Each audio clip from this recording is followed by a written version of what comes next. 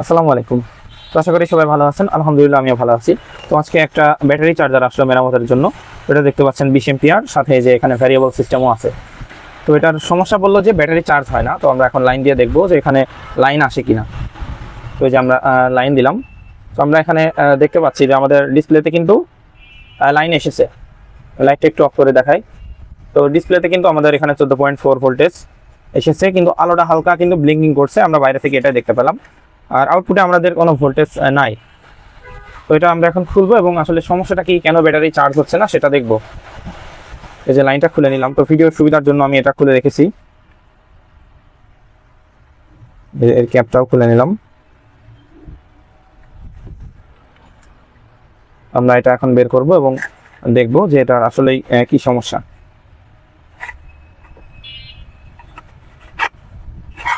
তো বন্ধুরা, এই যে আমরা এটা খুলে নিলাম। তো খুলে নেওয়ার পরে এখানে ফিজিক্যালি ড্যামেজ বলতে তেমন দেখা যাচ্ছে না। তো এই যে ক্যাপাসিটর হালকা খোলা আছে, এটা আমরা দেখতে পেলাম। তো ক্যাপাসিটরটা খুলে গেছে। তো এই ক্যাপাসিটরে আমরা ভোল্টেজ চেক দিব। আর এটা মূলত ফ্লাইব্যাক ডিজাইনে করা, অনেক ভালো কোয়ালিটি। আর আউটপুটে কন্ট্রোল করা হয়েছে LM324 দিয়ে। তো এই হলো মূলত আমাদের সার্কিটটা। আর ডিসপ্লেতে জাস্ট ভোল্টেজ শো করানো হয়েছে। তো আমরা এই যে ক্যাপাসিটরটা রয়েছে এটাতে ভোল্টেজ মেপে দেখবো যে আমাদের আসলে ভোল্টেজটা কত আসে। আর এখানে মসফেট হিসেবে ব্যবহার করা হয়েছে 10N60, অর্থাৎ 10 এম্পিয়ারের একটা মসফেট। তো আমরা আবারও লাইন দিব এবং লাইন দেওয়ার পরে আমরা এই ক্যাপাসিটরের ভোল্টেজটা চেক করবো যে আমাদের ক্যাপাসিটর পর্যন্ত ভোল্টেজ কত আসে। তো আমরা লাইন দিয়ে নিলাম।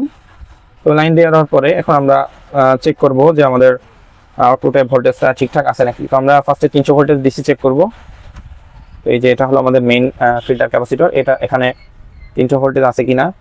তো যেখানে 345 ভোল্টেজ ওকে আছে, স্টেবল আছে 44-45।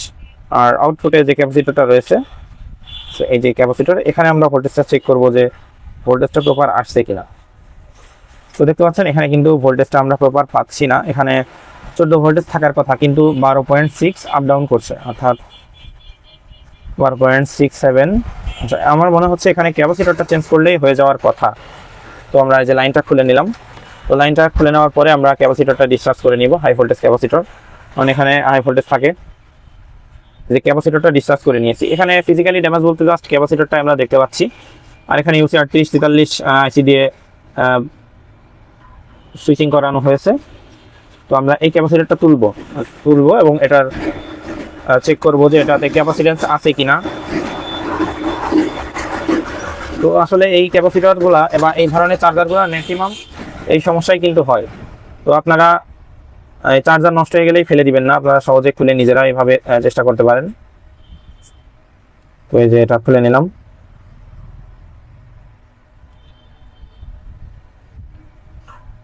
ওরে বাবা বন্ধুরা, দেখুন এটার ফল্ট মূলত এটাই ছিল। এই যে আমরা নিচ থেকে দেখতে পাচ্ছিলাম না 2200 মাইক্রোফ্যারাডের ক্যাপাসিটর 25 ভোল্ট, কিন্তু দেখুন ক্যাপাসিটরের অবস্থা দেখুন, একদম ফুলে ফেটে বের হয়ে গেছে।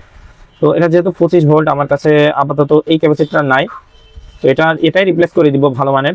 তো আপাতত আমার কাছে যেটা আছে সেটা দিয়ে আমরা চেক করে দেখবো যে আমরা আউটপুটে স্টেবল ভোল্টেজটা পাই কিনা। তো বন্ধুরা, আমি এটা যদিও রিপ্লেস করে দিব পরবর্তীতে, এখন যেহেতু ভিডিও মুহূর্তে আমার কাছে নাই, তো সেজন্য আমরা এখানে এই যে 16 ভোল্ট 470 মাইক্রোফ্যারাডের আপাতত এটা দিয়ে আমরা চেক করব। তো এটা আচ্ছা উপর প্রান্ত থেকে লাগাবো।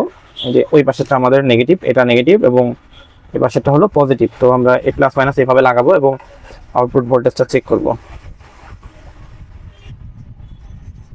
এই যে এভাবে আপাতত জাস্ট লাইন দিয়ে নিচ্ছি চেক করার জন্য যে আমাদের প্রপার ভোল্টেজটা আসে কিনা। এভাবেও কিন্তু চেক করা যায়।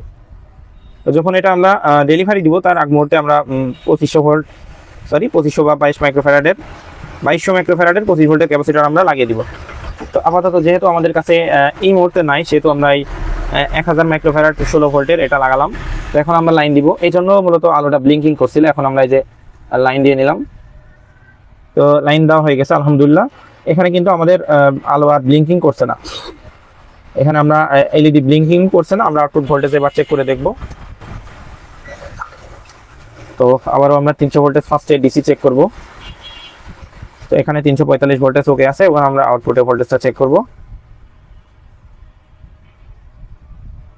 তো আলহামদুলিল্লাহ দেখতে পাচ্ছেন পূর্বে আমাদের যে সমস্যাটা ছিল, এই যে আমরা ভোল্টেজ পাচ্ছিলাম 12, 11, 12 এমন আনস্টেবল, কিন্তু এখন আমরা যে ভোল্টেজটা পাচ্ছি দেখতে পাচ্ছেন 14.23। আলহামদুলিল্লাহ, আমাদের জাস্ট একটা ক্যাপাসিটর পরিবর্তন করাতে কিন্তু আমাদের এটা সমাধান হয়ে গেছে।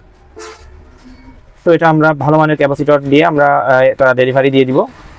তো দেখতে পাচ্ছেন জাস্ট একটা মাত্র ক্যাপাসিটর চেঞ্জ করাতেই কিন্তু আমাদের সমস্যাটার সমাধান হয়ে গেল। আর এটার কোয়ালিটি বেশ ভালোই মনে হচ্ছে। এটা অটোকাট সিস্টেম আছে, এই যে আউটপুটে আমাদের মসফেট রয়েছে, আর ইনপুটেও ফিল্টার ক্যাপাসিটর হিসেবে ব্যবহার করা হয়েছে 150 মাইক্রোফ্যারাডের ক্যাপাসিটর। এটাও অনেক ভালো কোয়ালিটি। তো আজকের ভিডিও আসলে এই পর্যন্তই। জাস্ট সংক্ষেপেই দেখতে পেলেন যে কীভাবে একটা ক্যাপাসিটর চেঞ্জ করে আমরা হাই কোয়ালিটির এ ধরনের চার্জার আমরা মেরামত করে ফেললাম। তো এটা ইনশাল্লাহ আমরা ক্যাপাসিটরটা চেঞ্জ করে এখন আমরা ডেলিভারি দিয়ে দিব। তো আজকের ভিডিও এই পর্যন্তই। ধন্যবাদ সবাইকে। আসসালামু আলাইকুম। আর ভিডিওটা ভালো লাগলে অবশ্যই চ্যানেলটি লাইক, কমেন্ট এবং সাবস্ক্রাইব করে পাশে থাকবেন। ধন্যবাদ সবাইকে।